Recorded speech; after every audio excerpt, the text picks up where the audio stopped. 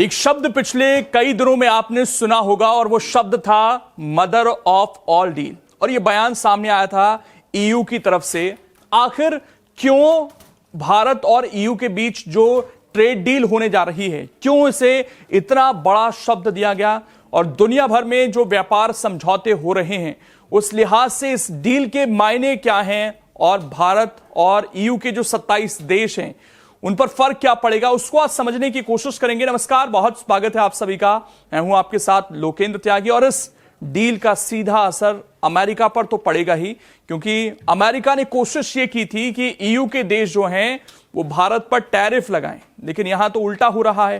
Tariff की जगह दोनों देश जो हैं वो ट्रेड डील करते हुए नजर आ रहे हैं। तो डोनाल्ड ट्रंप के लिए यह बड़ा झटका जरूर है।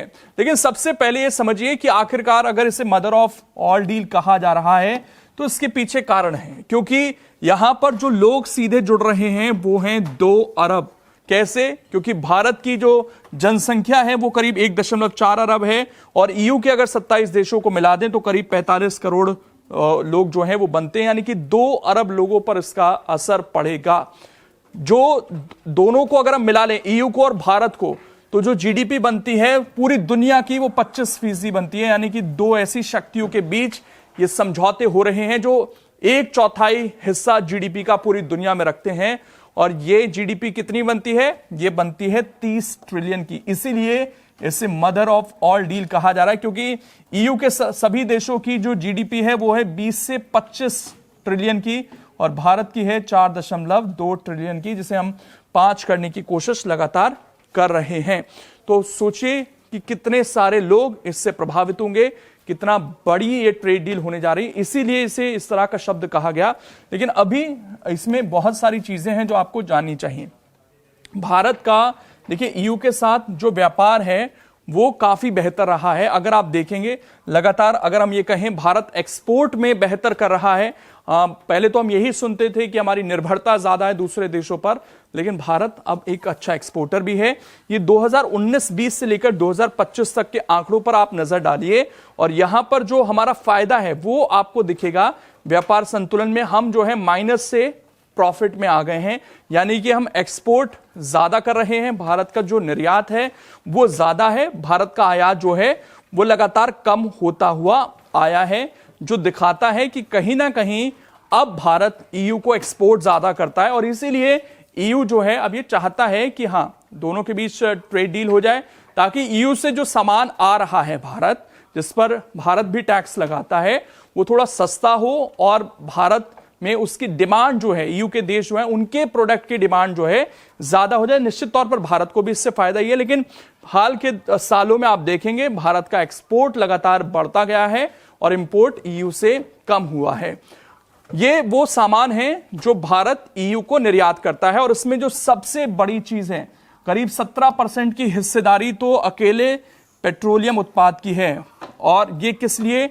क्योंकि जब से रशिया और यूक्रेन का युद्ध हुआ, भारत जो है लगातार रशिया से तेल खरीद रहा था, यह आपको पता होगी। और जो वेस्ट जो यूक्रेन के लिए लड़ रहा था और इस चीज पर नाराजगी जता रहा था कि भारत क्यों तेल खरीदता है, ये तेल रिफाइन होकर यूरोपियन देशों को ही जा रहा था। और वहां पर कोविड के समय भारत ने क्योंकि सस्ता तेल खरीदा, सस्ते में उनको बेचा, इस वजह से जो है यूरोपियन कंट्रीज जो है महंगाई से बच पाई, नहीं तो वहां पर बहुत मुश्किल हालात होते।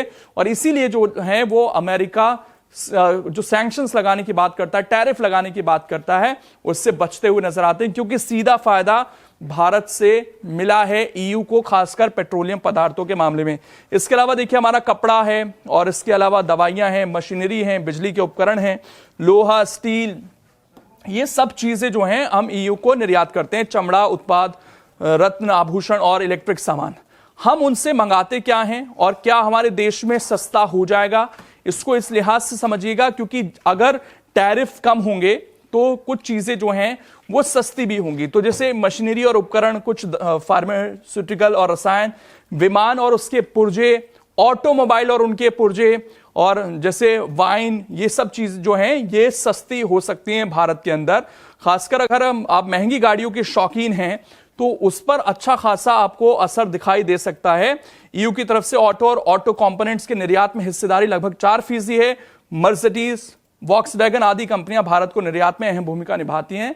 तो इस तरह की गाड़ियां जो हैं वो सस्ती हो सकती हैं और इससे जो है कहीं ना कहीं अगर आप थोड़े से महंगी गाड़ियों के शौकीन हैं तो आपको फायदा मिलता हुआ दिखाई दे सकता है। अब यह भी जान लीजिए कि इस सौदे की बात, इस डील की बात जो है आज से नहीं चल रही है, बल्कि लंबे समय से चल रही है।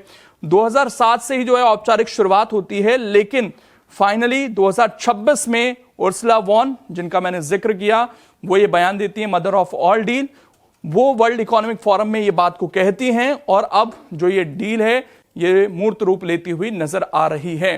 तो आप समझ गए होंगे कि क्यों इतनी बड़ी ये डील है, कौन कौन सी वो चीज हैं जो भारत में सस्ती हो सकती हैं, कौन सी वो चीजें जो भारत एक्सपोर्ट करता है वहां सस्ती हो सकती हैं, और दोनों देशों का व्यापार जो है वो कितना बड़ा है और पूरी दुनिया में इसका कितना असर हो सकता है।